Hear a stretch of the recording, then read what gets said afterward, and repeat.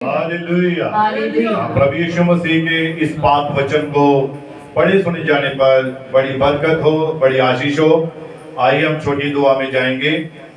महान स्वर्गीय पिता प्रभु यीशु मसीह, तेरा धन्यवाद, तेरी स्तुति, तेरी महिमा, तेरी उस्तत करते हैं मेरे प्यारे पिता। मेरे स्वर्गीय पिता, विनती करता हूँ, प्रार्थना करता हूँ प्रभु, आज के वचन को तू बड़ी बरकत दे, बड़ी आशीष दे प्रभु।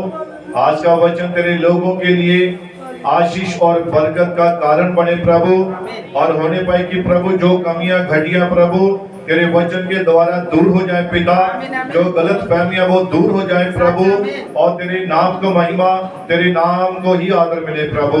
तो दया कर, कृपा कर, मदद कर, सहायता कर। मेरी इस प्रार्थना को सुन कबूल कर। इस प्रार्थना को प्रभु यीशु मसीह के नाम से मानते हैं। आमीन, आमीन, आमीन, आमीन। Hallelujah, hallelujah. सभी आनंदित हैं, सभी खुश हैं। खुदा आप सभी को बड़ी बरकत दे, बड़ी आशीष दे, और आप सभी बड़े आराम के साथ अपनी अपनी जगह पर बैठ सकते हैं। हालेलुया।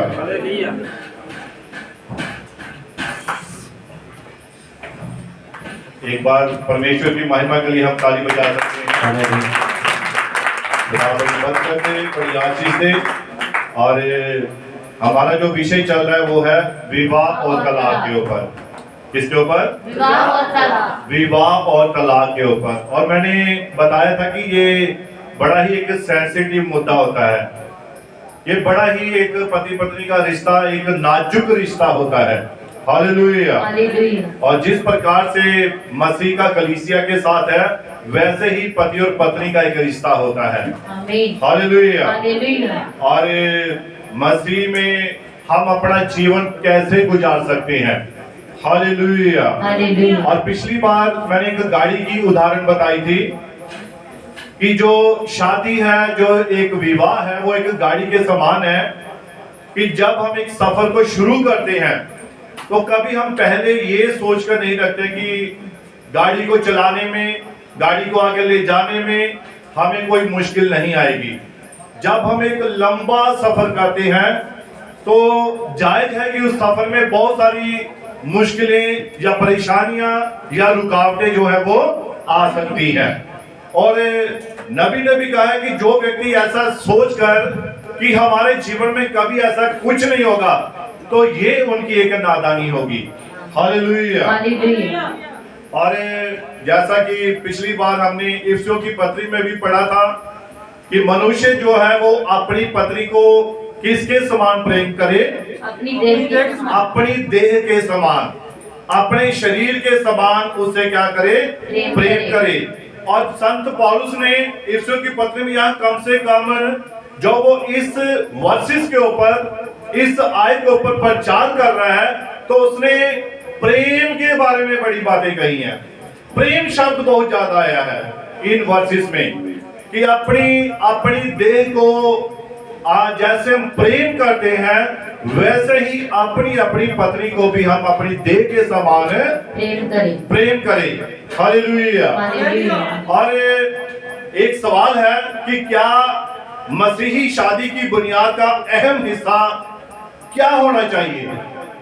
एक मसीही शादी की जो बुनियाद है, यानी कि उसकी जो नींव है, फाउंडेशन है, उसका अहम हिस्सा क्या है?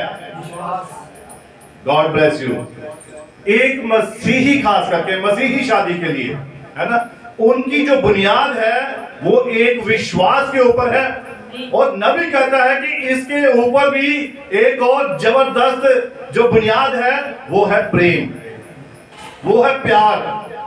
हालेलुया।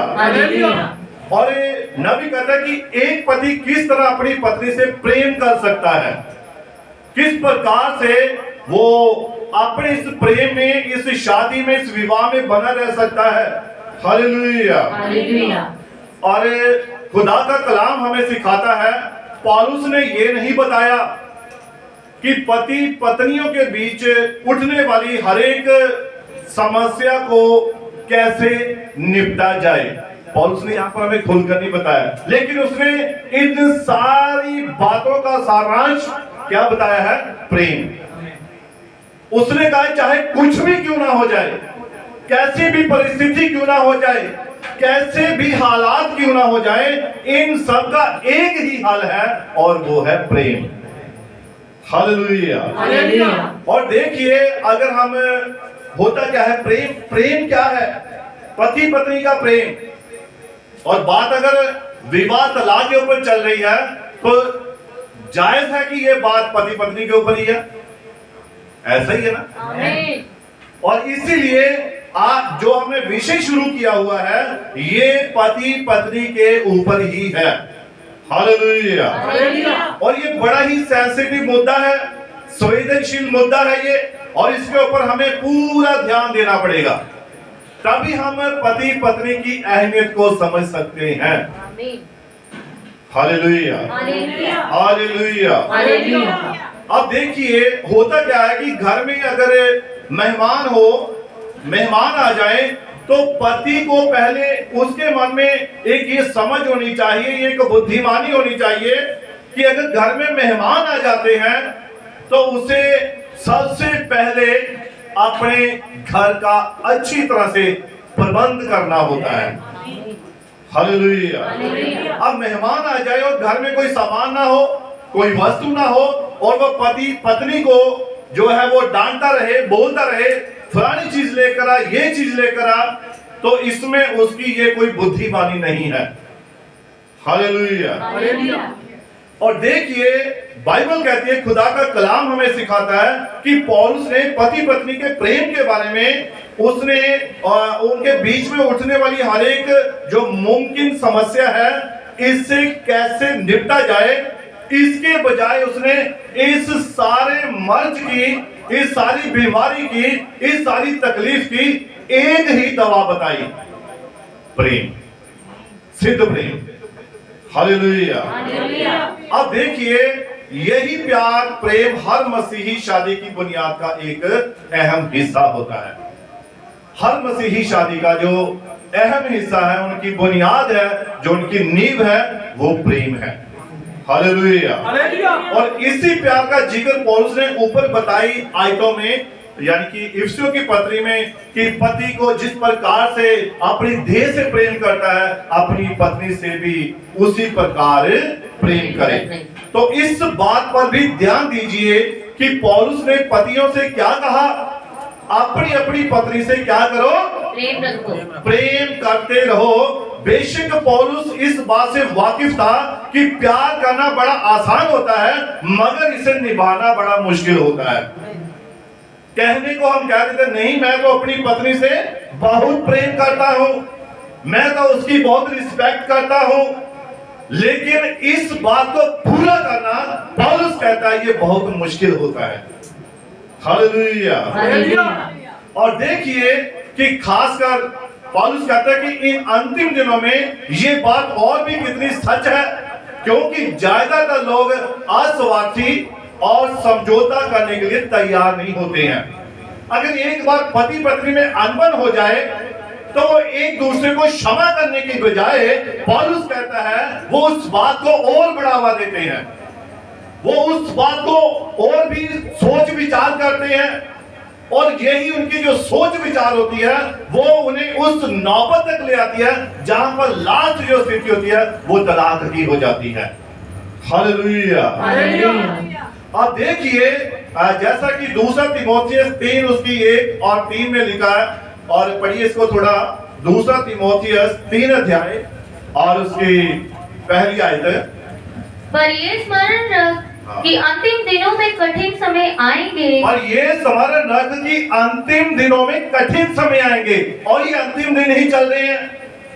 और इन अंतिम दिनों में पौलुस कह रहा है कि हमें जो प्यार करना है, अपनी पत्नी से प्रेम रखना है, इस बात में बने रहना बड़ा ही मुश्किल है, ये बहुत ही कठिन है। हालेलुया। आप पढ़िए। क्योंकि मनुष्य स्वार्थी, लोभी, धींगमार, अभिमानी, निंदक, माता पिता की आज्ञा टालने वाले, कृतघ्न, अपवित्र, अपवित्र, दया रहित, दया रहित, क्षमा रहित, क्षमा रहित दोष लगाने वाले, और दोष लगाने वाले, असंयमी, कठोर, असंयमी, कठोर, कठोर, भले के बैरी, भले के बैरी, विश्वासघाती। यानी कि ये जितनी भी बातें आप खुदा के कलाम में पढ़ रहे हैं ये अंतिम दिनों में होनी है, और ये सारी बातें हो भी रही हैं, है ना। स्वार्थी हो गए हैं लोग, कठोर हो गए हैं, प्रेम नहीं रहा। तो जब बात आ रही है पति पत्नी के ऊपर, और लिखा कि जब कभी इनमें ऐसी बात होती है तो ये समझौता करने के लिए तैयार नहीं होते हैं, और इन्हीं रवैयों की वजह से आज कई शादियां जो धीरे धीरे टूटकर बिखर रही हैं। लेकिन जो पति अपनी पत्नी से प्रेम करता है वह दुनिया के स्वार्थी रवैयों को अपनी सोच और अपने कामों पर हावी नहीं होने देता है। आमीन, hallelujah, hallelujah, hallelujah. Hallelujah. Romeo की पत्री 12 उसके 2 पढ़िए। रोमियो की पत्री रोमन्स 12 चैप्टर और उसका 2 वर्सेस। इस संसार के सदृश ना बनो, इसीलिए पौलुस कहता है कि इस संसार के सदृश ना बनो, परंतु तुम्हारे मन के नए हो जाने से, परंतु तुम्हारे मन के नए हो जाने से तुम्हारा चाल चलन भी बदलता जाए, तुम्हारा चाल चलन भी बदलता जाए। Hallelujah, hallelujah, hallelujah, hallelujah. परंतु आज के समय के कठिन समयों ने आज प्रेम को खत्म कर दिया है, मेल मिलाप को खत्म कर दिया है, कठोर कर दिया है, लालची कर दिया है, स्वार्थी कर दिया है। लेकिन पौलुस रोमी की पत्री में कह रहा है कि तुम्हारा समय के साथ साथ चाल चलन भी बदलता जाए। Hallelujah, hallelujah. आप अपनी पत्नी की जरूरतें कैसे पूरी कर सकते हैं, ये तो अभी इस संदेश का ये समझ लीजिए कि एक बेस तैयार हो रहा है। हालेलुया, अभी तो नबी का संदेश आना बाकी है, विवाह तलाक संदेश जो है नबी का, और ये एक बेस है कि पति पत्नी की अहमियत क्या है, एक दूसरे के जीवन में पति और पत्नी का वो क्या रिश्ता है, और उनकी क्या उनके एक दूसरे के जीवन में महत्ता है। ये इन बातों को हम देख रहे हैं। और देखिए यहाँ पर लिखा है आप अपनी पत्नी की जरूरतें कैसे पूरी कर सकते हैं। एक मसीही पति किन तरीकों से अपनी पत्नी का पालन पोषण करता है, तो देखिए ध्यान से सुनिए। अगर आप एक मसीही पति हैं तो आप कैसे अपनी स्वार्थी इच्छाओं को मारकर अपनी पत्नी के लिए सच्चा प्यार दिखा सकते हैं। हालेलुया, अगर आप एक मसीही पति हैं, आप अपनी इच्छाओं को, अपने स्वार्थ को खत्म करके आप अपनी पत्नी के लिए अपने प्रेम को दिखा सकते हैं, प्रकट कर सकते हैं। और जैसा कि लिखा है कि जिस पत्री का हवाला ऊपर दिया गया है इफिसियों, उसमें पौलुस ने 2 बातें बताई जो आपको करनी चाहिए कि किस प्रकार से हम अपनी पत्नियों से प्रेम कर सकते हैं, किस तरीके से हम उनका पालन पोषण कर सकते हैं। तो यहाँ पर पौलुस ने 2 बातें बताई जो आपको करनी चाहिए। पहली है आपको अपनी पत्नी का पालन पोषण करना है, और दूसरी उसका ख्याल रखना है। Hallelujah, hallelujah. ठीक जैसे आप अपने शरीर का ख्याल रखते हैं, आप अपनी पत्नी का पालन पोषण कैसे करते हैं? एक तरीका है उसके खाने पहनने की जरूरतों को पूरा करके। Hallelujah, hallelujah. अब देखिए पौलुस ने तीमुथियुस को लिखा, यदि कोई अपनी और निज करके अपने घराने की चिंता ना करे तो वो विश्वास से मुकर गया है।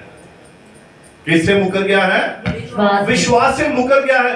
अपनी और अपने घराने की, अपने परिवार की चिंता नहीं करता है। अपनी तो कर लेता है मनुष्य, परंतु परिवार की कई बार चिंता नहीं करते हैं। तो लिखा है ऐसा व्यक्ति विश्वास से जो है वो मुकर चुका है। Hallelujah, hallelujah. लेकिन पत्नी का पालन पोषण करने में उसके खाने पहनने और रहने की जरूरतें पूरी करना ये काफी नहीं। क्यों? समझ आ रही बात? कई बार होता है कि अरे नहीं, मैं तो राशन समय पर दे रहा हूं, पैसे समय पर दे रहा हूं, ये चीजें समय पर, कपड़े दे रहा हूं, लेकिन ये काफी नहीं है।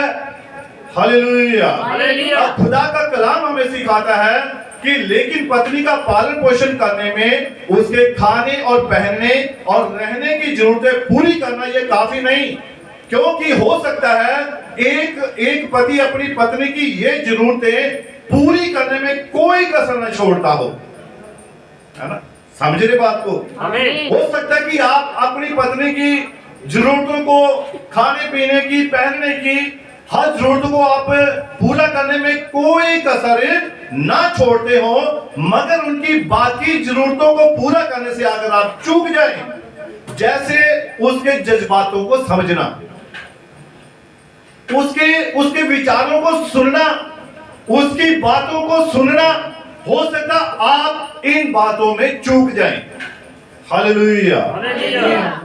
और लिखा है, पौलुस कहता है, मगर उसकी बाकी जरूरतों का पूरा करने से आप चूक जाएं, जैसे उसके जज्बातों को समझना और उसकी आध्यात्मिक खैरियत को पूछना। उसके आत्मिक जीवन को भी आगे बढ़ाना पति का ही काम है। हालेलुया। हालेलुया। अब उसके आध्यात्मिक खैरियत के बारे में सोचना, पत्नी का पालन पोषण करने में इन दोनों जरूरतों को पूरा करना बेहद जरूरी है। हालेलुया। अब ये सच है कि एक पति परमेश्वर से मिली अपनी मुखियापन की जिम्मेवारी निभाने में लापरवाह हो जाए, तो पहला तीमुथियुस 3 उसकी 5-12 इस सिलसिले में कुछ साल पहले इस बात में बताया गया था कि बाइबल में दी मांगों के मुताबिक ये कहना सही होगा कि एक चरवाहे की जिम्मेवारी उसके घर से शुरू होती है। आमीन। है ना? आप अपने परिवार के क्या है, मुखिया हैं। पास्टर एक चर्च का मुखिया है। हालेलुया। और आपके ऊपर आपके परिवार की जिम्मेवारी है। आमीन। और आपको उस जिम्मेवारी को पूरा करना ही होता है। आमीन। हालेलुया। हालेलुया। हालेलुया। हालेलुया। अगर एक प्राचीन अपने परिवार पर ध्यान ना दे, तो वह प्राचीन के नाते सेवा करते रहने की जिम्मेवारी गवा सकता है। क्यों? ऐसा ही होता है। अगर किसी को कोई जिम्मेवारी सौंपी हो और वो उस जिम्मेवारी को पूरा ना करता हो, तो वो अपनी उस जिम्मेवारी के ओहदे से वहां से वो हट सकता है। हालेलुया। हालेलुया। और इन बातों से साफ जाहिर है कि अपनी पत्नी की खाने पहनने की जरूरतें पूरी करना, उसके जज्बातों को समझना और सबसे बढ़कर उसकी आध्यात्मिक जरूरतें पूरी करना आपके लिए निहायत ही जरूरी है। हालेलुया। हालेलुया। अपनी पत्नी का ख्याल रखने का मतलब क्या है ना? आप कैसे ख्याल रख सकते हैं? अगर आप अपनी पत्नी को, पौलुस कहता है, दिलो जान से प्रेम करते हैं, है ना? और संसारिक तौर पर भी हम देखते हैं बहुत सारे, अरे अगर मेरी पत्नी को कुछ कहा तो मैं जान से मार दूंगा, है ना? यानी कि ये उसका एक शारीरिक फिलियो प्रेम है अपनी पत्नी के प्रति। हालेलुया। प्रेम कितने प्रकार का है? 2 प्रकार का। 2 प्रकार का। एक है फिलियो प्रेम और दूसरा अगापे प्रेम। अगापे प्रेम। अगापे प्रेम है वो है आत्मिक प्रेम है, और जो फिलियो है वो शारीरिक है। शारीरिक न भी कहता है, शारीरिक तौर पर जब आपकी पत्नी को कोई बुरा भला बोलता है, उसको कुछ गलत कहता है, तो आप उस व्यक्ति को झगड़ा करने के लिए या उसे मारने के लिए तैयार हो जाते हैं। ये आपका एक शारीरिक प्रेम है। लेकिन आत्मिक प्रेम क्या है? आत्मिक प्रेम ये है, आप उस व्यक्ति के लिए प्रार्थना करें, आप अपनी पत्नी के लिए प्रार्थना करें कि उसका जो आध्यात्मिक जीवन है, जो उसका आत्मिक जीवन है, वो वचन के अनुसार बन जाए। आमीन। हालेलुया। हालेलुया। हालेलुया। हालेलुया। और पौलुस कहता है, अगर आप अपनी पत्नी को दिलो जान से प्यार करते हैं, तो आप उसका पूरा ख्याल रखेंगे। क्यों? सहमत है इस बात से? आमीन। अगर पति अपनी पत्नी को दिलो जान से प्रेम करता है, सच्चे हृदय से प्रेम करता है, तो वो उसका हर बात में क्या करेगा? ध्यान रखेगा, ख्याल रखेगा। और ऐसा आप कई तरीकों से कर सकते हैं। पहला, उसके साथ वक्त बिताकर। कई बार होता है कि हम अपनी पत्नियों को सारी जरूरतें पूरी करते हैं, पैसा देते हैं, कपड़े लाकर देते हैं और उन्हें खाने की सारी वस्तुएं देते हैं, लेकिन हम उनके पास बैठकर कभी वचन नहीं पढ़ते हैं। कभी हम उनके पास बैठकर हम उनके कभी ख्यालों के बारे में, उनकी सोच के बारे में जानते नहीं हैं। हालेलुया। तो इसलिए पौलुस कहता है कि आप उसके साथ थोड़ा वक्त बिताइए। अगर आप उसे वक्त ना दें तो आपके लिए उसका प्यार धीरे धीरे कम हो सकता है। आमीन। है ना, हो सकता है भाई। बाकी सारी जरूरतें पूरी हो रही हैं, लेकिन अगर प्यार करने का या पास बैठने का समय नहीं है तो आपकी पत्नी के मन में आपके प्रति आपका प्यार धीरे धीरे कम होता जाएगा। Hallelujah, hallelujah. और देखिए इस प्रकार क्या है कि आप भी गौर कीजिए, हो सकता है आपको लगे कि आप अपनी पत्नी को पूरा वक्त और ध्यान दे रहे हैं, पर उसे ये उतना काफी नहीं है। 5 मिनट 10 छेती बोल की गल है ना, 2 मिनट में अपनी बात पूरी करो, मेरे पास टाइम नहीं है, फोन कान में लगा है, मेरे पास समय नहीं है, जल्दी जल्दी। मेरे प्रिय पति थोड़ा 2 मिनट बैठिए, मैंने बात करनी है। तो पति जल्दी जल्दी बोल, लेट हो गया, ड्यूटी जाना है, फलानी जगह जाना है, दिहाड़ी लगाने जगह जाना है, ये करने जाना है, वो करने जाना है। तो वो समय काफी नहीं है। वो उसने तो अभी अपनी बात शुरू की और आप उठकर चले गए। हर बार जब ऐसा होता होगा तो ना ये जायज है कि उसके मन में आपके प्रति प्यार धीरे धीरे फिर कम ही होगा। ठीक है भाई, पति नहीं मान रहा, ठीक है भाई, आराम से बैठो, ये है वो चीज ठीक नहीं हो रही है। हालेलुया। और सिर्फ इतना कह देना कि मैं अपनी पत्नी का पूरा ख्याल रखता हूं, ये काफी नहीं है। और बहुत बार नहीं पास्टर जी, मैं तो पूरा ध्यान रखता, मैं तो हर चीज समय पर देता हूं, हर चीज समय पर लाकर देता हूं, ये काफी नहीं है। हालेलुया। आपकी पत्नी को यह महसूस होना चाहिए कि आप उसका ख्याल रखते हैं। उसे तो ये बात हृदय से, मन से महसूस हो कि वाकई मेरा पति मेरा ध्यान रख रहा है। और संत पौलुस ने लिखा, कोई अपनी ही भलाई को ना ढूंढे वरन औरों की, क्योंकि आप अपनी पत्नी से बेहद प्यार करते हैं, इसलिए आप चाहेंगे कि उसकी असल जरूरतों को ठीक ठीक समझें। हालेलुया। अब एक पत्नी अपने पति के साथ कैसा व्यवहार करता है ना, एक पति अपनी पत्नी के साथ जैसा व्यवहार करता है उससे परमेश्वर और कलीसिया के साथ उसके रिश्ते पर कैसा असर पड़ता है। पहले क्वेश्चन को समझेंगे, सवाल को, कि एक पति अपनी पत्नी के साथ जैसा व्यवहार करता है, कैसे एक पति अपनी पत्नी के साथ जैसा व्यवहार करता है, उससे परमेश्वर और कलीसिया के साथ उसके रिश्ते पर कैसा असर पड़ता है। आमीन। Hallelujah, hallelujah. अब देखिए, ध्यान से सुनिए, अपनी पत्नी का ख्याल रखने का दूसरा तरीका है अपनी बातों और व्यवहार में उसके साथ कोमलता से पेश आना। ऐसा होता है आजकल, होता है ना।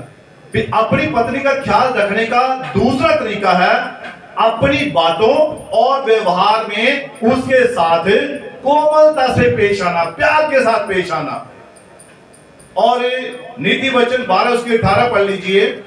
पौलुस ने कलुसियों को लिखा है कि हे पतियों, अपनी पत्नी से प्रेम रखो और उनसे कठोरता ना करो। हाँ, पढ़िए नीति वचन 12:18 और कलुसियों 3:19। ऐसे लोग हैं जिनका बिना सोच विचार का बोलना तलवार के समान चुभता है। और ऐसे लोग हैं जिनका बोलना, बिना सोच समझ के बोलना तलवार के समान चुभता है। और ये क्या है, कई बार पति अपनी पत्नी को ऐसे शब्द बोलते हैं, सीधा तलवार की धार के समान काट डालते हैं, छलनी कर देते हैं। तो नीति वचन 12 और उसके 18 पढ़िए इसको एक बार फिर से।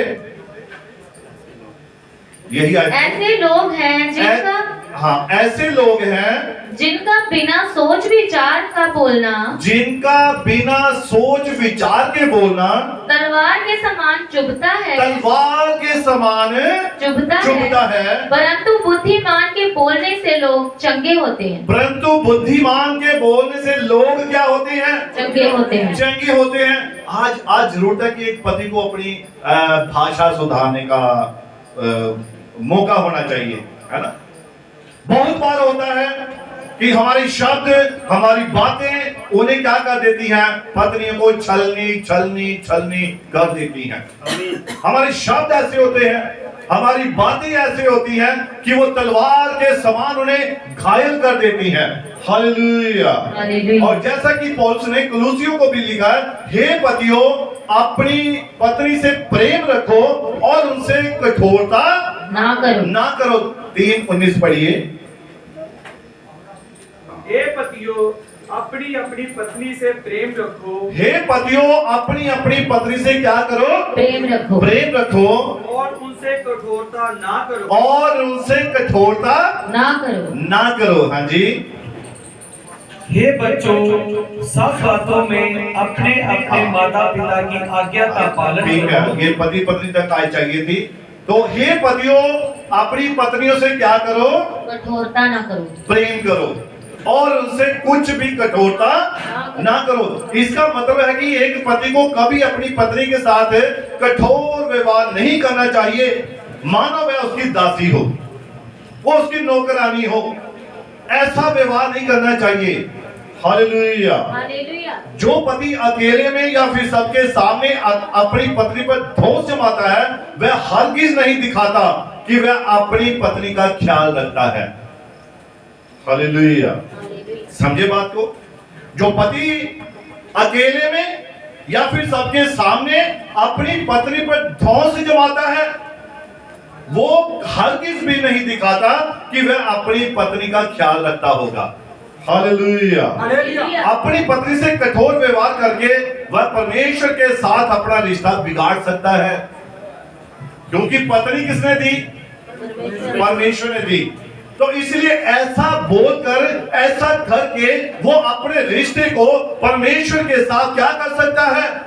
बिगाड़ सकता है, खत्म कर सकता है। और प्रेरित पतरस ने पत्नियों को लिखा कि पतियों को तुम बुद्धिमानी से पत्नियों के साथ जीवन निर्वाह करो और स्त्री को निर्बल पात्र जानकर उसका आदर करो। पौलुस की पतरस की पत्री में उसने क्या लिखा है कि तुम बुद्धिमानी से पत्नियों के साथ क्या करो? जीवन निर्वाह करो और स्त्री को निर्बल पात्र जानकर क्या करो? उसका आदर करो। Hallelujah, hallelujah. और देखिए, और इसका कारण क्या है? पहला पतरस 3:7 पढ़िए। वैसे ही है पतियों तुम भी बुद्धिमानी से पत्नियों के साथ जीवन निर्वाह करो। सभी ध्यान से सुनेंगे, बड़ा ही संवेदनशील प्रचार है ये। और ये पति के लिए, पत्नियों के लिए बड़ी ही, ये एक बड़ी, मैं कहता हूं उनके लिए गंभीर बातें हैं जिन्हें आज समझना बहुत जरूरी है। Hallelujah, hallelujah. अब देखिए यहाँ पर संत पतरस क्या कह रहा है अपनी पत्नी में, पतियों के बारे में। यहाँ पढ़िए। वैसे ही है पतियों तुम भी बुद्धिमानी से पत्नियों के साथ जीवन निर्वाह करो। तुम भी बुद्धिमानी के साथ पत्नियों के साथ क्या करो? जीवन निर्वाह करो। हाँ पढ़िए। और स्त्री को निर्बल पात्र जानकर उसका आदर करो। उसका क्या करो? आदर करो। स्त्री को निर्बल पात्र जानकर, कमजोर। कभी देखा आपने स्त्री आपके ऊपर, आपकी पत्नी हैवी हुई है ना? लेकिन आगे पत्नियों के बारे में भी आएगा। परमेश्वर कभी किसी का पक्षपात नहीं करता है। और यहाँ पर जब आप देखते हैं ये कुछ ज्यादा नहीं लगता, ठीक आवाज आ रही है। मैं कहता हूँ ये समझ आए सभी को, मेरे शब्द जो है वो समझ आएंगे, है ना? पता लग जाए कि क्या बोला जा रहा है। तो ठीक है आवाज? आमीन आमीन। हाँ ठीक है, गॉड ब्लेस यू। और हाँ, इसको पढ़ेंगे दोबारा इस आयत को। वैसे ही हे पतियों, वैसे ही हे पतियों, तुम भी बुद्धिमानी से पत्नियों के साथ जीवन निर्वाह करो। तुम भी बुद्धिमानी के साथ पत्नियों के साथ जीवन क्या करो? निर्वाह करो। निर्वाह करो। हाँ पढ़िए। और स्त्री को निर्बल पात्र जानकर उसका आदर करो। और स्त्री को निर्बल पात्र जानकर उसका क्या करो? आदर करो। आदर करो। अब बाइबल तो कहती है कि जो सेवक है, खुदा के दास है, पति है, ये आदर के योग्य है। तो पत्नियों को भी खुदा ने उतना ही आदर दिला रहा है। ऐसा नहीं है कि आप पति ही आदर के योग्य हैं, पत्नियां भी आदर के योग्य हैं। तो इसीलिए पत्रस अपनी पत्री में कह रहा है कि तुम उसे निर्बल पात्र जानकर उसका क्या करो? आदर करो। आदर करो। पढ़िए। ये समझकर कि हम दोनों जीवन के वरदान के वारिस हैं। हम दोनों ही जीवन के वरदान के क्या हैं? वारिस हैं। जिससे तुम्हारी प्रार्थनाएं रुक ना जाए। जिससे तुम्हारी प्रार्थनाएं रुक ना जाए। अब देखिए, प्रार्थना रुकने का कारण क्या है? जब पति पत्नी एक दूसरे का आदर नहीं करते हैं।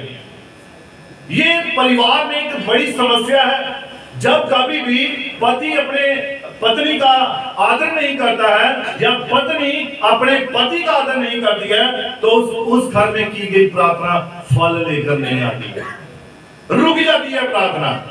ये खुदा का कलाम कह रहा है, वचन कह रहा है कि तुम एक दूसरे को आदर दो ताकि तुम्हारी प्रार्थनाएं रुक ना जाए। अगर प्रार्थना का जवाब नहीं आ रहा है तो पति पत्नी को अपने संबंध सुधारने की जरूरत है। हालेलुया। अब देखिए कि यीशु जिस तरह मसीही कलीसिया के साथ पेश आया था, उससे मसीही पति क्या सीख सकते हैं? यीशु मसीह कलीसिया के साथ कैसे पेश आया, उसने लोगों के साथ, अपनी कलीसिया के साथ कैसा व्यवहार किया, इस बात को मसीही पति सीख सकते हैं कि जैसा यीशु मसीह ने किया वैसा ही हमें भी करने की जरूरत है। हालेलुया। अब देखिए, ऐसा मत सोचिए कि आपकी पत्नी आपसे प्यार करती है तो इसमें कौन सी बड़ी बात है ना? कई बार पतियों के मन में या उनके दिमाग में तो जे तू मैंने प्यार करती है, चिकड़ी बड़ी गल है, बाकी नहीं करती अपने घर वाले ना, सभी करती हैं। तो यहाँ पर ऐसा मत सोचिए कि आपकी पत्नी आपसे प्यार करती है तो इसमें कौन सी बड़ी बात है। इसके बजाय उसे अपने प्यार का भरोसा दिलाइए, है ना? ये बात कहने की बजाय क्या, अपने प्रेम का उसे विश्वास दिलाइए कि सचमुच मैं अपनी पत्नी से प्रेम करता हूं। और यीशु मसीह ने कलीसिया के साथ जैसा व्यवहार किया वह मसीही पतियों के लिए एक बढ़िया मिसाल है। हालेलुया। यीशु हमेशा अपने चेलों के साथ कोमलता और प्यार से पेश आया। कहीं पर बताइए उसने गुस्से से बात की हो या उन्हें झिड़का हो या उन्हें ऐसा कुछ उल्टा कहा, लेकिन कब कहा? जब पतरस में शैतान समाया, बस उसी वक्त यीशु ने पतरस को। लेकिन और कहीं भी देखिए, उसने कभी किसी को इस प्रकार से वो पेश नहीं आया कि वो उनसे गुस्से से बात कर रहा है। वो हमेशा लिखा है कोमलता और प्यार से पेश आया। जब बेटी तेरे पाप माफ हुए, दोबारा पाप मत करना। आमीन। तो यीशु से वहां से डांट नहीं सकता, पहले बड़े पाप कर रही है, हूं आगे दुआ कराना, है ना? या किसी से भी कह सकता है, कहां रही इतने दिन, तब तुझे यीशु मसीह दिखाई नहीं दिया, तब तुझे चर्च की याद नहीं आई, आज जब ऐसा हो गया तो दुआ कराना की। वो कभी उसने ऐसी कठोरता से बात नहीं की। और लिखा है वो कलीसिया से हमेशा कोमलता और प्यार से पेश आया और उसने उनकी गलतियों को माफ किया। आमीन। हमेशा यीशु मसीह ने कलीसिया की लोगों की गलतियों को क्या किया? फिर चाहे गलतियां, चाहे पाप कितने भी गंभीर क्यों ना थे, हालेलुया, जब भी वे कई बार अच्छे गुण दिखाने से चूक गए थे, और कई बार भी जब चेले जो प्रेरित थे वो कई बार चूक गए थे इन बातों से, तब भी यीशु मसीह उनके साथ प्रेम के साथ पेश आया। आमीन। उसने कोई कठोर बात नहीं की, वो हमेशा कोमलता के साथ बात करता रहा। जब 5,000 को खाना खिलाना था, 4,000 को खाना खिलाना था, चेले कहते प्रभु हमारे पास तो पैसे नहीं है कि हमें नहीं खिला सके। तो यीशु मसीह झेल सकता था ना वहां, तब अक्ल नहीं, तब बदल सी इतने लोग इकट्ठे होने हैं और इतना खाना बनना है, ये आपको पहले सोचना चाहिए था। परंतु यीशु मसीह ने क्या कहा, इन्हें कतारों में बिठाओ, इनके लिए भोजन का प्रबंध स्वर्गीय पिता ही करेगा। आमीन। उसने हमेशा प्यार से बात की। घर में मेहमान आ जाते हैं और जब पत्नी साइड में बुलाती है, अर्स दियो, पैसे दियो, जब पहले नहीं पता, पुरोने सामने बेइज्जती करती थी पैसे मांग के। तो ऐसे पेश नहीं आना है। मेहमान का आना पता थोड़ी होता है, क्या होता है नहीं पता नहीं होता है ना। प्रभु का आना पता नहीं होता है कब आ जाए, किसके रूप में आ जाए। इसलिए तो इब्रानियन 13 में लिखा है कि जब मेहमान नवाजी है वो कैसे करनी चाहिए, पूरे दिल के साथ, हृदय के साथ। ऐसा करके कितनों ने स्वर्गदूतों को अपने घर में उतार दिया। Hallelujah, hallelujah. इसीलिए तब भी जब कई बार वो अच्छे गुण दिखाने में चूक गए थे, इसलिए यीशु दूसरों से कह सका मेरे पास आओ, क्योंकि मैं नम्र और मन में दीन हूं, और तुम अपने मन में क्या पाओगे, विश्राम पाओगे, शांति पाओगे। मत्ती के इंजील 11:28 में लिखा है, यीशु की मिसाल पर चलते हुए एक मसीही पति अपनी पत्नी के साथ उसी तरह पेश आता है जिस तरह यीशु कलीसिया के साथ आया था। जो पति अपनी बातों और व्यवहार से दिखाता है कि उसे सचमुच अपनी पत्नी का ख्याल है, वह अपनी पत्नी को सच्चा विश्राम और ताजगी पहुंचाता है। Hallelujah, hallelujah. अब बाइबल के वचनों के मुताबिक जीने वाली पत्नियां, अब पिछली बार, अब हो सकता है पत्नियों को हो, पास्टर जी ने आज हमारी पूरी साइड ली, अब थोड़ा सा पत्नियों को भी हम देखेंगे, है ना, कि पत्नियों की पतियों के प्रति क्या जिम्मेवारी है। हालेलुया। और देखा बाइबल में कौन से वचनों के द्वारा या कौन से सिद्धांतों के द्वारा हम जो पत्नियों के लिए मददगार वचन जो साबित हो सकते हैं। तो बाइबल में पत्नियों के लिए भी कुछ सिद्धांत दिए गए हैं, यानी कि वचन दिए गए हैं जो उनके लिए मददगार साबित हो सकते हैं, है ना, पत्नियों के लिए मददगार साबित हो सकते हैं। इफिसियों 5:22-24-33 कहता है कि हे पत्नियों, अब इसको पढ़ लीजिए। हे पत्नियों, अपने अपने पति के ऐसे अधीन रहो जैसे प्रभु के। अब देखिए वचन क्या कह रहा है, खुदा का कलाम क्या कह रहा है, हे पत्नियों। पहले वहां क्या पढ़ा, हे पतियों, है ना। हे पतियों, अपनी अपनी पत्नी से क्या करो, प्रेम करो, और उन्हें कमजोर पात्र जानकर उनका बहुत ही क्या करो, आदर करो, उन्हें रिस्पेक्ट दो। अब यहाँ पे पत्नियों को पौलुस हिदायत दे रहा है, वचन दे रहा है, हे पत्नियों, अपने अपने पति के ऐसे अधीन रहो जैसे प्रभु के। अब पत्नियों को, अब देखिए कलीसिया प्रभु के कैसे अधीन होती है, यानी कि जो कुछ भी प्रभु कहता है कलीसिया उसे पूरे तन मन से पूरा करती है। ऐसा ही होता है ना। आमीन। तो फिर एक पत्नी वो अपने पति को किसके समान जाने, प्रभु के समान जाने। और ग्रंथियों में लिखा है कि जो पुरुष का सिर है वो मसीह का सिर है, और जो स्त्री का सिर है वो उसके पति का सिर है। Hallelujah, hallelujah, hallelujah. हाँ पढ़िए। क्योंकि पति पत्नी का सिर है, क्योंकि पति पत्नी का क्या है, सिर है, पति पत्नी का सिर है। मैं बार बार क्यों बोल रहा हूँ, पति पत्नी का सिर है, सिर है। और पढ़िए इसको आगे, जैसे कि मसीह कलीसिया का सिर है, जैसे मसीह कलीसिया का सिर है, वैसे ही पति पत्नी का सिर है, जैसे मसीह कलीसिया का सिर है। Hallelujah, hallelujah, hallelujah, hallelujah. हाँ पढ़िए।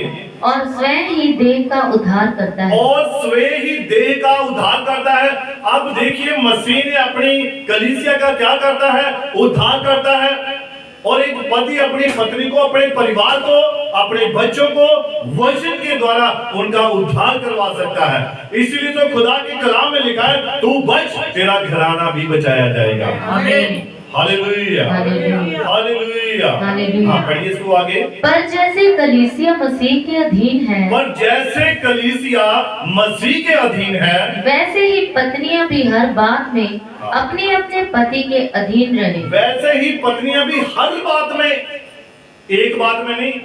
जब चर्च का मामला आ गया, चर्च जाने का, हाँ ठीक है, मैं थोड़े नाल है, तो ही कह रहे तो चल करनी है, इन बातों में नहीं। हर बात में लिखा है, हर बात में अपने पति के अधीन होना है। Hallelujah, hallelujah. हाँ, गलत बातों में नहीं। अगर पति आपको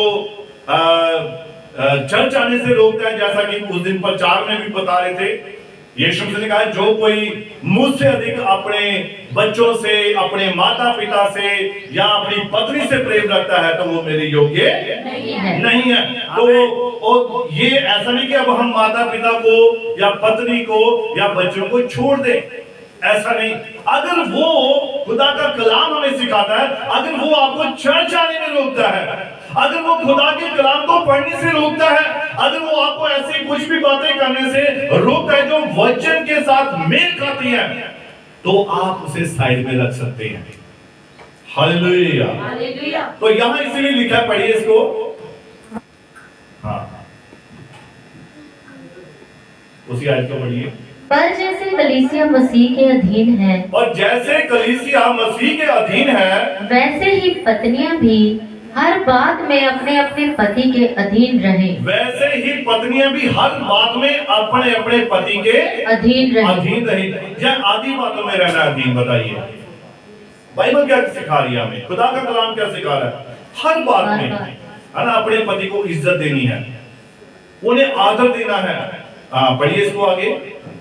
हाँ, ठीक है। ऐसा क्यों कहा जा सकता है कि बाइबल में बताया कि अधीनता के सिद्धांत को मानने से स्त्रियों का अपमान नहीं होता है। हालेलुया, ऐसा क्यों कहा जा सकता है कि बाइबल में बताए वचन के सिद्धांत को मानने से स्त्रियों का अपमान नहीं होता? अब कई बार हो सकता है कि औरतों के मन में आया था कि शायद ये वचन पूरा करने में शायद हमारी बेइज्जती ना हो, हमारा अपमान ना होता हो, है ना। फिर पति के अधीन रहने से आज नबी ने कहा है, औरत अपना स्थान छोड़ चुकी है। और औरत का स्थान पता कहां पर है? आज औरत का स्थान कहां पर है? नबी ने जो बताया, उसे कहा उसका घर किचन में है, उसका स्थान किचन में, स्थान में जो रसोई है। लेकिन आज कहां पर है? आज वो स्थान जहां पर उसका पति खड़ा होना चाहिए, वहां पर खड़ी होती है। वो अपने स्थान को छोड़ चुकी हैं। बहुत सारी ऐसी पत्नियां हैं, बहुत सारी ऐसी स्त्रियां हैं जो अपने पति का स्थान लेना चाहती हैं। तो नबी कहता है, ऐसा करके वो वचन के खिलाफ है, वचन से वो बाहर हो चुकी हैं। Hallelujah, hallelujah, hallelujah. फिर चाहे उनकी कितनी भी क्यों ना वो घर का काम करती हो, बर्तन मांजती हो, कपड़े धोती हो, इस बात से उनका कोई भी लेना देना नहीं है। अगर वो अपने पति का स्थान ले रही है, उसके स्थान पर खड़ी है, तो वो वचन से ही बाहर है। Hallelujah, hallelujah, hallelujah. अब देखिए, गौर करें, पौलुस ने अधीनता और आदर पर जोर दिया है। किस पर? अधीनता। दो शब्दों पर, अधीनता यानी कि अधीन होना और दूसरा आदर देना। ये दो बातों पर पौलुस ने जोर दिया है, प्रेशर दिया है। बस पत्नी को अपने पति के अधीन होना है और उसका आदर करना है। Hallelujah, hallelujah. और देखिए, उसने पत्नियों को याद दिलाया कि उन्हें अपने पति के अधीन रहना चाहिए। ये परमेश्वर के ठहराए इंतजाम के मुताबिक है। Hallelujah, hallelujah. स्वर्ग में और पृथ्वी पर जीने वाला हर प्राणी किसी न किसी के अधीन है।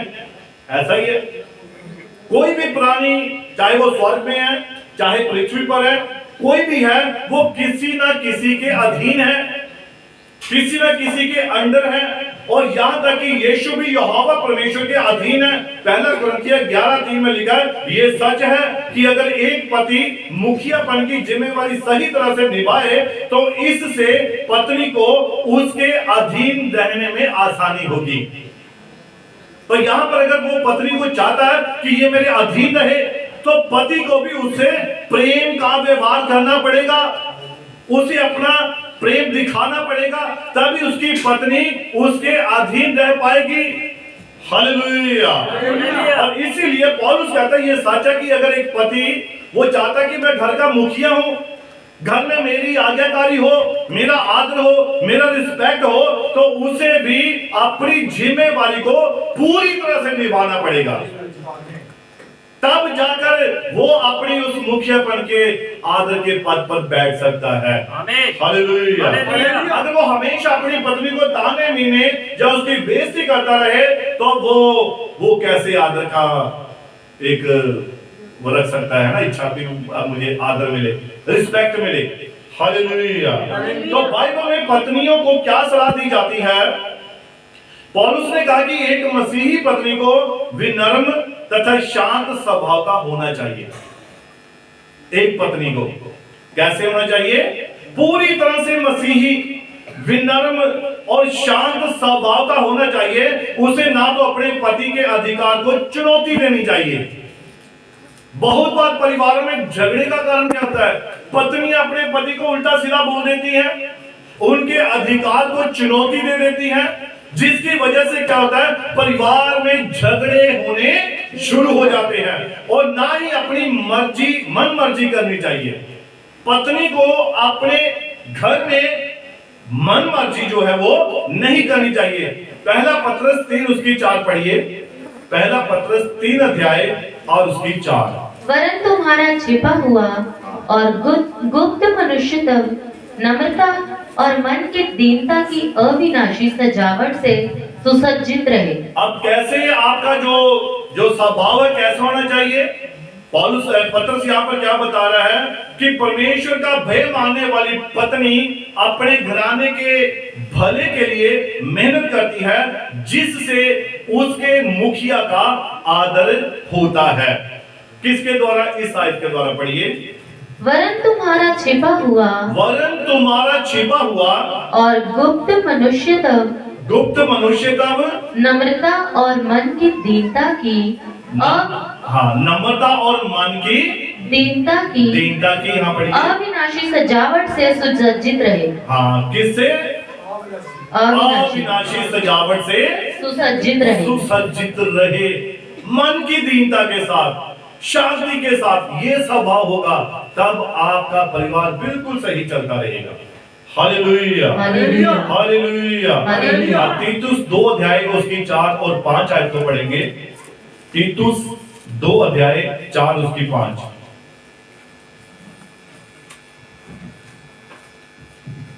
ताकि वे जवान स्त्रियों को चेतावनी देती रहें हाँ जी।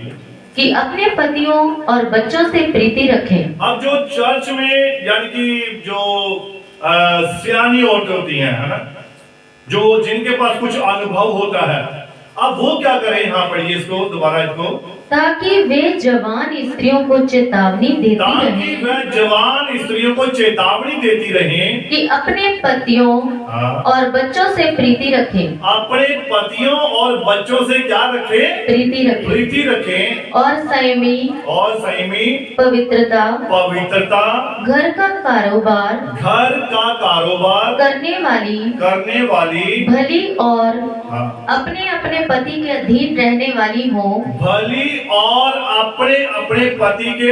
रहने वाली हो, ताकि परमेश्वर के वचन की निंदा ना होने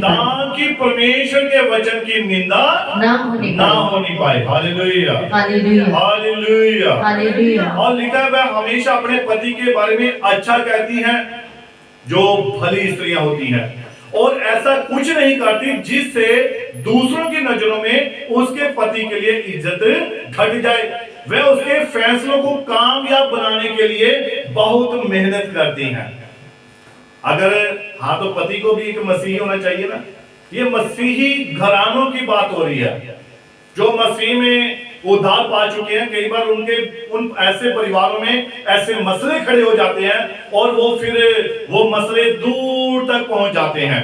हालेलुया। अब देखिए यहाँ पर हम देखते हैं सारा और रिबका इनके बारे में। इससे पहले हम नीति वचन 14:1 पढ़ेंगे। नीति वचन 14 अध्याय उसकी पहली आयत है। हर बुद्धिमान स्त्री अपने घर को बनाती है, और हर बुद्धिमान स्त्री अपने घर को बनाती है, पर मूढ़ स्त्री उसको अपने ही हाथों से ढा देती है। परंतु मूर्ख स्त्री अपने ही हाथों से अपने घर को क्या करती है? ढा देती है। ढा देती है। अब देखिए यहाँ पर सारा और रिबका की मिसालों से मसीही पत्नियां क्या सीख सकती हैं? सारा और रिबका की मिसालों से, रूथ और नॉमी की मिसालों से वो पत्नियां कुछ सीख सकती हैं। हालांकि एक स्त्री को नम्र व शांत स्वभाव का होना चाहिए, मगर इसका मतलब ये नहीं कि उसकी राय या उसकी सलाह कोई मायने नहीं रखती, है ना। पत्नियां अगर मान लीजिए वो बड़ी नम्र है, बड़ी शांत है, हर बात को मानती है, तो पति जो है उसकी किसी भी सलाह को नजरअंदाज करे, तो उसे अगर वो कोई सलाह देती है तो उसकी सलाह पर उसे ध्यान देना होगा। हालेलुया। और वह उन्हें जाहिर नहीं कर सकती। प्राचीन समय में परमेश्वर का भय मानने वाली स्त्रियां सारा और रिबका की मिसालें लीजिए। जब वह कुछ मामलों में परेशान थी, ध्यान से सुनिए बात को, कुछ मामलों में जब वो परेशान थी तो वह चुप नहीं बैठी रही, बल्कि उन्होंने अपनी चिंताएं खुलकर जाहिर की। अपनी चिंताओं को क्या किया? खुलकर जाहिर किया। उन्होंने ऐसा नहीं किया कि मेरा पति है, मैं अब इसका आदर करूंगी, इसके सामने मैं कुछ नहीं बोल सकती। आदर ये नहीं है। लेकिन जहां पर कोई गलत बात आ जाती है या कोई ऐसी घड़ी आ जाती है, ऐसी समस्या आ जाती है, उस वक्त पत्नी अच्छी सलाह दे सकती है और उसकी सलाह को सुनना या उस पर ध्यान देना, ये एक विश्वासी पति का फर्ज होता है। हालेलुया। अब देखिए, कुछ मामलों में परेशान थी तो वह चुप नहीं बैठी रही, बल्कि उन्होंने अपनी चिंताएं खुलकर जाहिर की। और बाइबल, खुदा का कलाम कहता है कि उन्होंने जो किया उससे यहोवा खुश था। आमीन। यानी कि जो उन्होंने सलाह दी, जो उन्होंने काम किया, उससे यहोवा परमेश्वर खुश था। लेकिन पति नाराज हो गया था।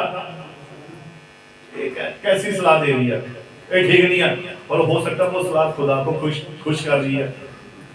कई बार स्थिति ऐसी होती है। तो यहां पढ़ेंगे उत्पत्ति की पुस्तक 21 अध्याय और उसकी 8 आयत से।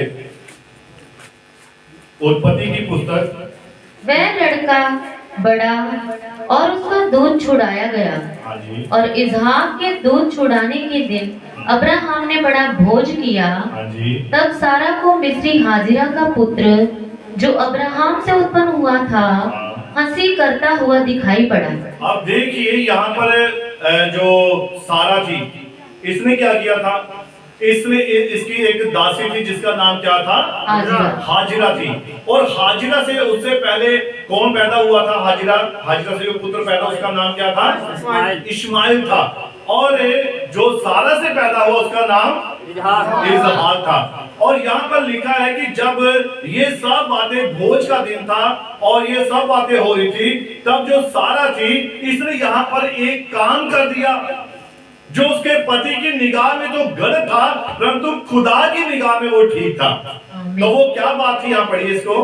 तब सारा को मिस्री हाजिरा का पुत्र जो अब्राहम से उत्पन्न हुआ था हंसी करता हुआ दिखाई पड़ा। तो वो उसका पुत्र, हाजिर का पुत्र, हंसी यानी कि मजाक करता हुआ दिखाई दिया।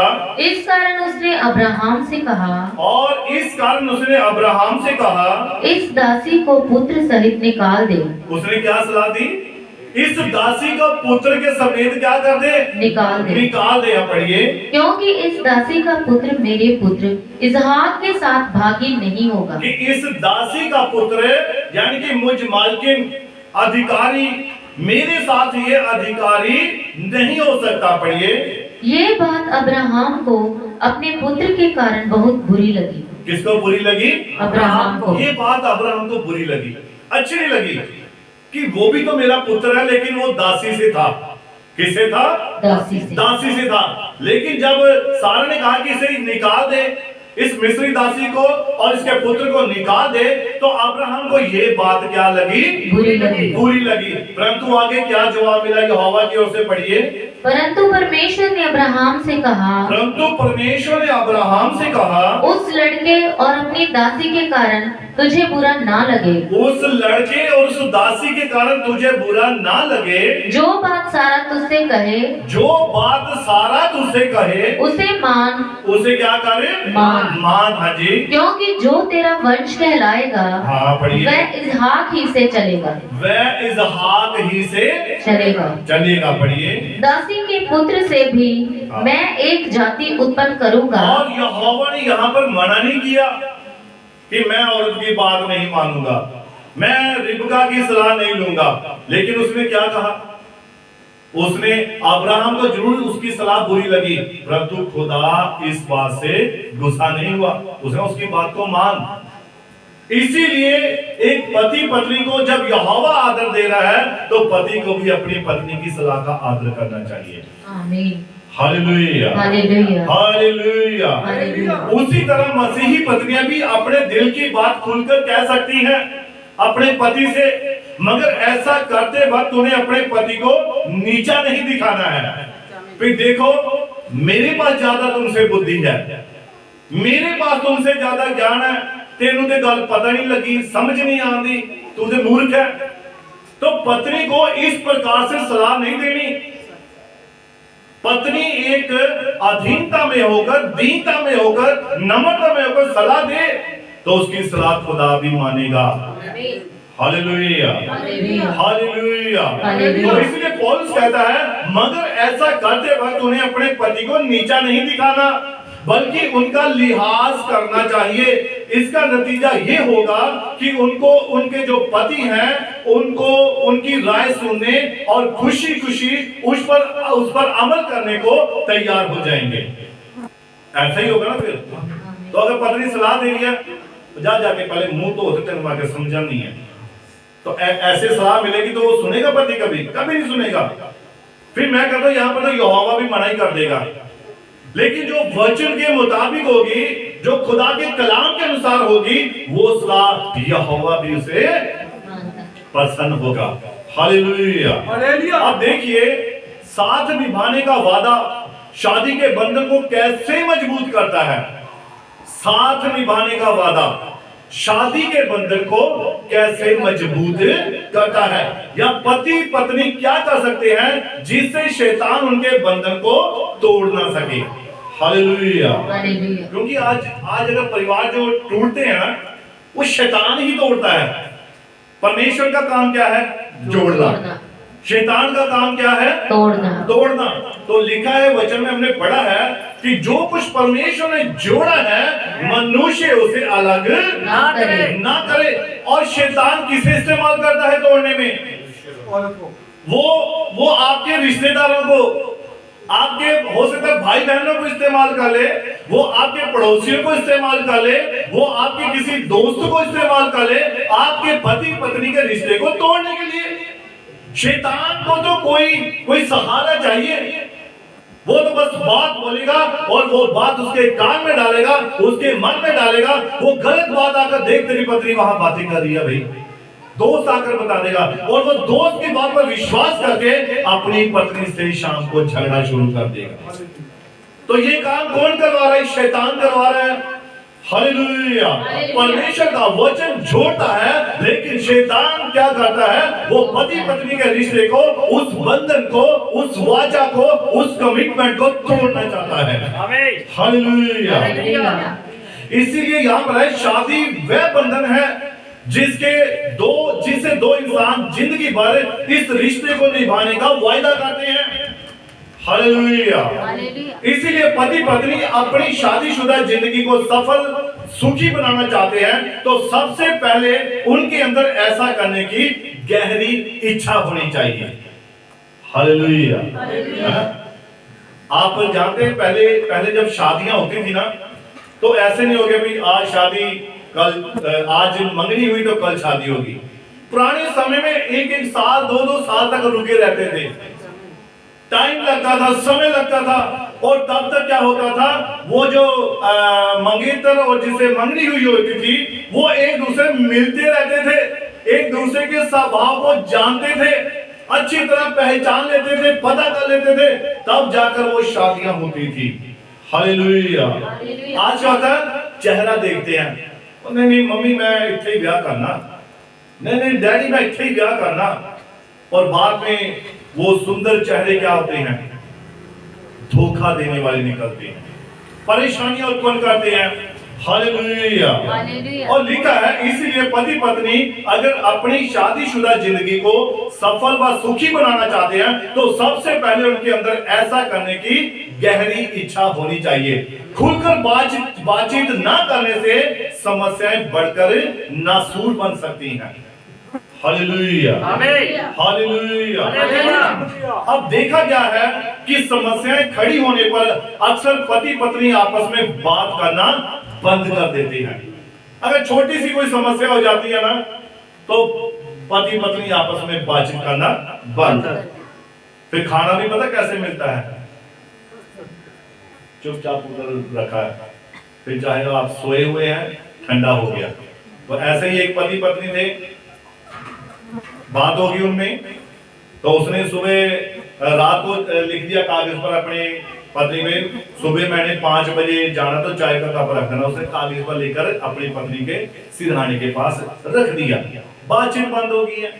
अब सुबह वो जब उठा तो उसकी जाग कितने बजे खुली, जाकर 9 बजे।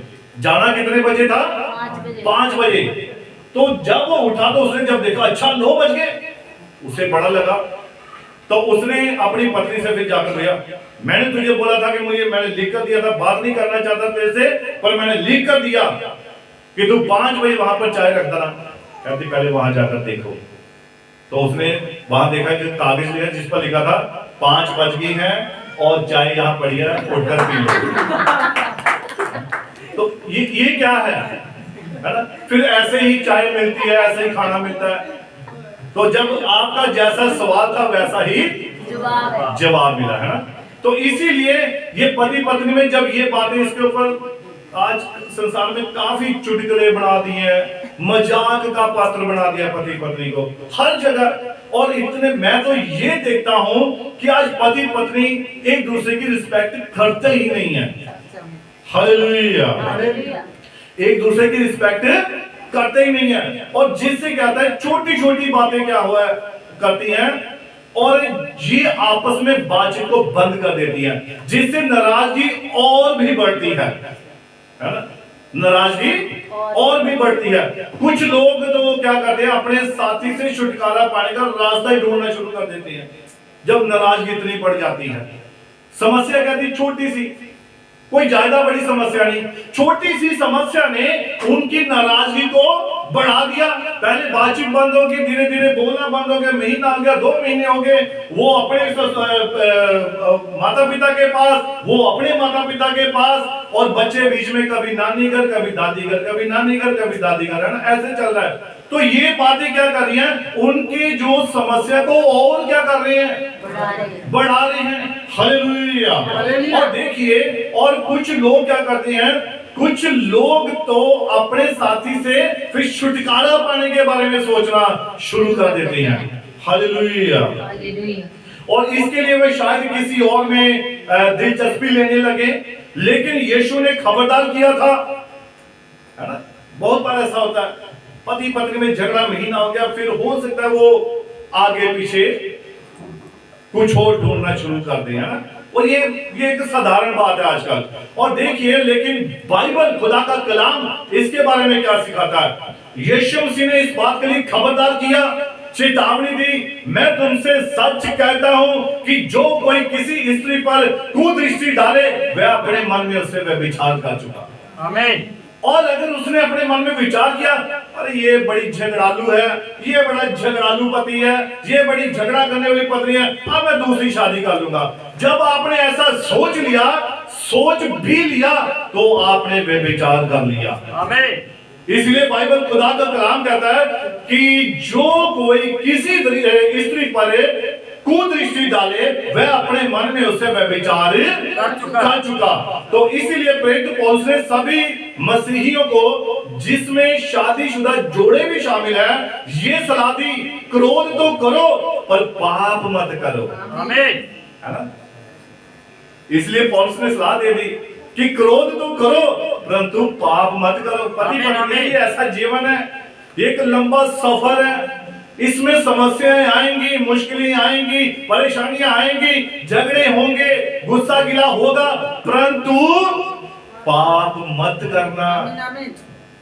पाप मत करना सोचना भी नहीं है कि आज पत्नी से झगड़ा हुआ है, पति से झगड़ा हुआ है, बस अब मैं छोड़ के जाऊंगी, ऐसा नहीं सोचना है। ये आप खुदा के खिलाफ एक बहुत बड़ा अपने प्रति क्या कर रहे हैं, अपने आप को न्याय के सामने खड़ा कर लेंगे। Hallelujah, hallelujah, hallelujah. और इसीलिए पौलुस ने कहा क्रोध तो करो परंतु पाप मत करो, सूर्य अस्त होने तक तुम्हारा क्रोध ना रहे और ना शैतान को अवसर दो। जब हम क्रोध करते हैं, गुस्सा करते हैं, झगड़ा करते हैं, तो शैतान इसी ताक में रहता है कब पति पत्नी में बातचीत खराब हो, तो मैं इनके मनों में गलत विचार डालूं, और जब गलत विचार ये डाले जाएंगे तो ये अपने आप खुदा के कलाम से दूर हो जाएंगे। आमीन। और ये पाप के भागी बन जाएंगे। हालेलुया। और जी हाँ, हमारा जानी दुश्मन शैतान हमेशा इस मौके की ताक में रहता है कि कब दो मसीहियों में कहा सुनी हो और मैं उनमें फूट डाल दूं। शैतान इसी ताक में रहता है। हालेलुया। और शैतान को उसके मंसूबों में कामयाब होने मत दीजिए। जब समस्याएं पैदा होती हैं तो उस बारे में यहोवा का जो नजरिया है उसे आपको जानना जरूरी होता है। जो बाइबल कहती है, जो खुदा का कलाम कहता है। हालेलुया। अब देखिए, झगड़ों को मिटाने के लिए आपस में खुलकर और ठंडे दिमाग से बातचीत कीजिए। जब कभी ऐसी प्रॉब्लम आ जाए ना, तो उस झगड़े को, उस बात को खत्म करने के लिए आपस में खुलकर और ठंडे दिमाग से बात कीजिए, तब समस्या का क्या होगा? समाधान होगा। यहोवा के स्तरों को, यानी कि वचन के बारे में आपको जो कुछ भी जानते हैं उसके मुताबिक चलिए। जैसा कि याकूब की पत्री 1 उसकी 22 और 25, और जहां तक आपकी शादीशुदा जिंदगी की बात है तो ये ठान लीजिए कि आप एक पति पत्नी के नाते परमेश्वर के साथ चलते रहेंगे। आमीन। हालेलुया। हालेलुया। और जिसे परमेश्वर ने जोड़ा है उसे किसी भी चीज या इंसान को अलग करने मत दीजिए। आमीन। हालेलुया। हालेलुया। हालेलुया। हालेलुया। अगर एक मसीही पुरुष कलीसिया में जिम्मेवारियों के काबिल बनना चाहता है तो उसे मारपीट करने वाला नहीं होना चाहिए। आमीन। अगर कोई चाहता है कि मैं चर्च में सेवा करूं, परमेश्वर के भवन में कोई सेवा का काम करूं, तो बाइबल खुदा का कलाम कहता है कि उसे कभी भी मारपीट करने वाला नहीं होना चाहिए।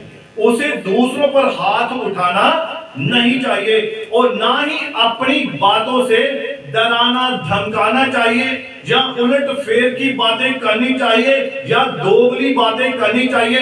उसे ऐसा कोई भी काम नहीं करना चाहिए। हालेलुया। इसीलिए मसीहियों की शादीशुदा जिंदगी में भी समस्याएं क्यों आ सकती हैं? किन तरीकों से एक पति अपनी पत्नी का पालन पोषण करता है और उसका ख्याल रखता है? एक पत्नी अपने पति के लिए गहरा आदर कैसे दिखा सकती है? पति पत्नी एक दूसरे का साथ निभाने का अपना वायदा कैसे पूरा कर सकते हैं? एक पति को ना सिर्फ अपनी पत्नी को खाने पहनने की जरूरतें बल्कि उसकी आध्यात्मिक जरूरतें भी पूरी करनी चाहिए। हालेलुया। हालेलुया। हालेलुया। इसलिए पौलुस कहता है कि पुरुष को क्या करना चाहिए? अपनी पत्नी का आदर करना चाहिए। आमीन। और पत्नी को क्या करना चाहिए? अपने पति का आदर करना चाहिए। कोई भी काम, कोई भी बातचीत होती है परिवार में, उसे आप वचन में से ढूंढिए। आप अपने पास्टर के पास आइए, आप किसी अनुभवी व्यक्ति के पास जाइए जो वचन को जानता है और वो आपकी समस्या को हल करने में आपकी मदद कर सकता है। आमीन। Hallelujah, hallelujah, hallelujah. हालेलुया। इसीलिए हमें क्या करना है? अब हमें एक दूसरे का क्या करना है? पति पत्नी को, है ना? पति पत्नी को एक दूसरे का क्या करना है? आदर करना है। आगे भी हम खुदा के वचन में देखते जाएंगे, सुनते जाएंगे और प्रभु हमें बड़ी बरकत दे सभी को कि हम उसके वचन में बने रहें और जो कुछ भी हम वचन में सुनते हैं उसे ग्रहण करें और अपने जीवन में प्रकट भी करें। आमीन। Hallelujah, hallelujah, hallelujah. हालेलुया। और यीशु मसीह इस वचन के द्वारा आप सभी को बड़ी बरकत दे, बड़ी आशीष दे। God bless you.